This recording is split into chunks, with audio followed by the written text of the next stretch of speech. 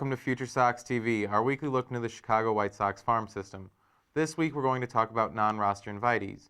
We've already talked about Chris Beck, Scott Carroll, Tyler Danish, and Carlos Rodon on previous episodes.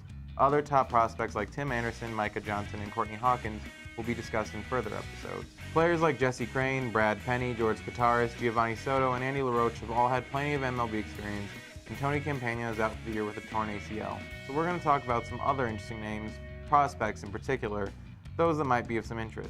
First up is Nolan Sanburn. Sanburn was acquired for Adam Dunn from the Oakland Athletics and is currently the number 18 prospect in the system. Due to injuries, Sanburn is now seen primarily as a reliever, and he posted some strong numbers in that role.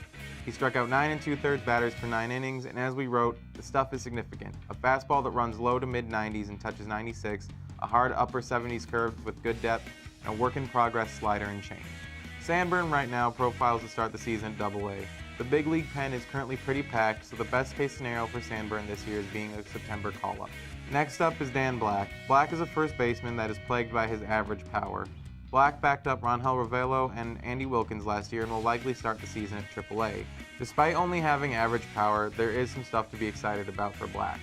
He is capable of posting good on-base numbers with a career .372 on-base percentage.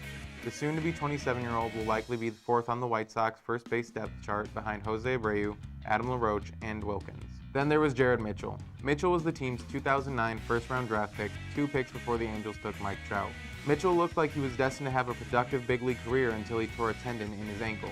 The former top prospect hasn't been able to put up good hitting numbers since then, though he does always have decent on-base percentages relative to his strikeout-plagued batting average. Last year, Mitchell looked like he was on his way out of the White Sox organization when he was demoted from Charlotte to Birmingham, but he responded by posting the first good numbers of his career outside of his draft year.